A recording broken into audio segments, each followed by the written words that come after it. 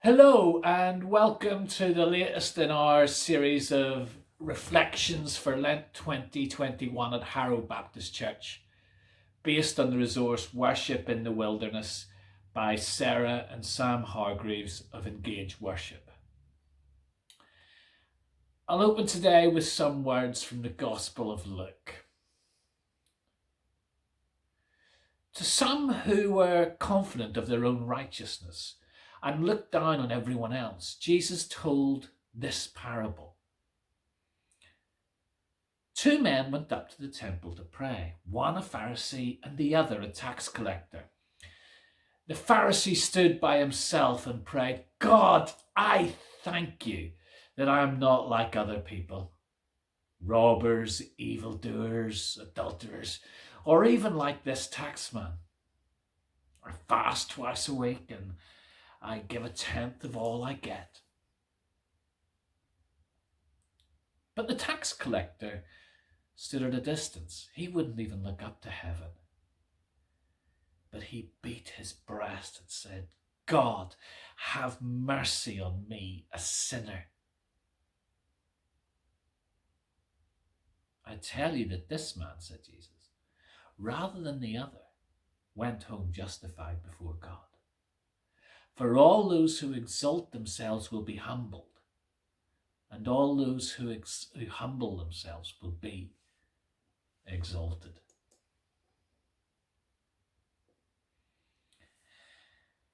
A number of years ago, I was in a meeting with a quite prominent, well-known Baptist theologian. We were talking about a number of things which were going on in my life and in the church where I was ministering at the time.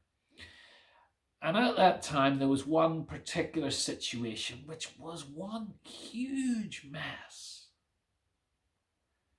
And there was very little I could do about it. And she asked if I'd like her to pray with me about it. And never being one to refuse prayer, I said, "Okay." The prayer has stuck with me ever since. I can recite it word for word. She was silent for quite a few moments. And then she said, "Lord, have mercy." That was it. Lord, have mercy.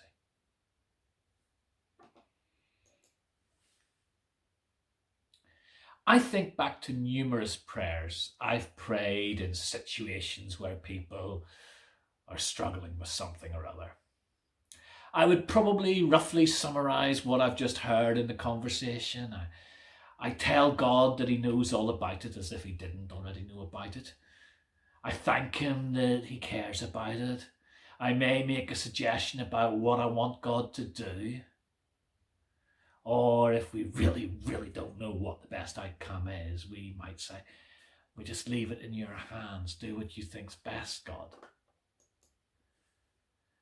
And chances are if asked again, I'll probably do much the same thing. So I was challenged by this quote from Henry Nouwen in the book The Way of the Heart. He wrote, "Sometimes it seems that many words are more an expression of our doubt than our faith. It is as if we are not sure that God's Spirit can touch the hearts of people. We have to help him out and with many words convince others of his power.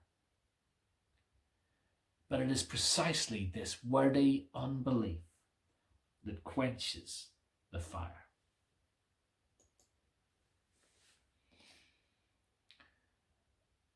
As I look back on that prayer from the theologian's office all those years ago, I'm not sure what I expected her to say, but I'm pretty sure it was longer than 3 words.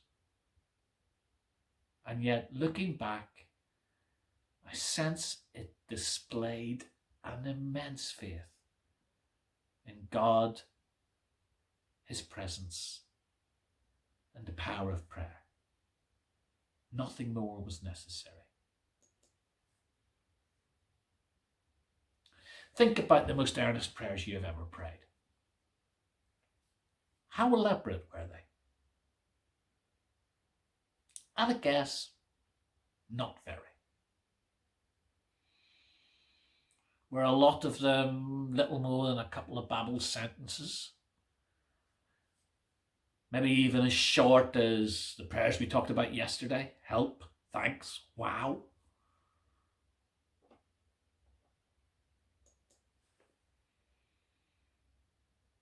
It might not be something which in the grand scheme of things is important. It might be really trivial. Like, God, help me find my wallet, or God, where are my house keys? Through to real life and death stuff like, God, get us through this. Somehow, just get us through it. In God on Mute, which we have been considering in our Lent course, Pete Gregg writes about his prayers at the time his wife Sammy was awaiting surgery for a brain tumour. He writes, my prayers merely amounted to thinking about Sammy, the kids, or our bank account, with a heavy sigh and groaning, and 2 words which might have been mistaken for a blasphemy. Oh God. Desperation does that to us. We don't have the energy to consider the theology of what we're praying. We just want help. And thankfully, prayer doesn't have to be elaborate. God's more interested in the attitude with which we come to him. Jesus told the story of 2 men who went to the temple to pray. One, a Pharisee, prayed quite an elaborate prayer, outlining his own virtues. Thank you that I'm not like other people, the robbers, the evildoers, the tax collector there. I fast twice a week. I give a 10th of all I've got. And at no point does Jesus say that this guy wasn't telling the truth. Now, okay, we might think, oh, go ahead, blow your own trumpet, mate. Or to use an Ulsterism, we might think he should just wind his neck in. But the Jews listening to Jesus on that day would not necessarily have thought ill of him. But Jesus goes on to speak about a tax collector who doesn't even feel he can draw close to God. He can't even bring himself to look up. He just beats his breast and says, God, have mercy on me, a sinner. 7 words. But Jesus assures us that this was the prayer God heard, that this was the guy who left in the right place with God, whether he felt it or not. And trust me, he probably didn't. But that prayer has been adapted in the Eastern Church traditions as the Jesus prayer, which says, Lord Jesus Christ, Son of the living God, have mercy on me, a sinner. There are times when, for one reason or another, I've really struggled to pray. I spoke last week about how I might turn to set prayers to help me and guide me in those times. And this is one I've turned to more than once, slowly and reflectively repeating it. We Baptists are suspicious of set prayers, or even responses in prayers. And yes, it is possible to learn things off by heart and mindlessly repeat them. But it's also possible to use them well, to allow their meaning to really sink into our hearts, and to allow them to lead us into the presence of God through such simple prayers as these. So perhaps in today's silence, you might just like to sit with these words, slowly pondering them in your heart. Lord Jesus Christ, Son of God, have mercy on me, a sinner.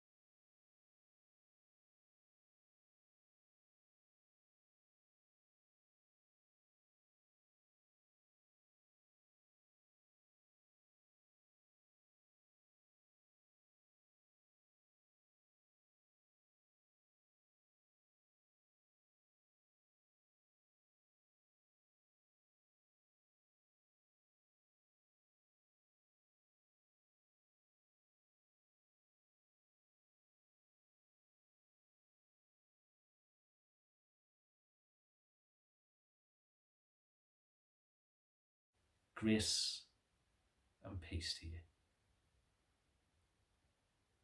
Amen. Have a really blessed day.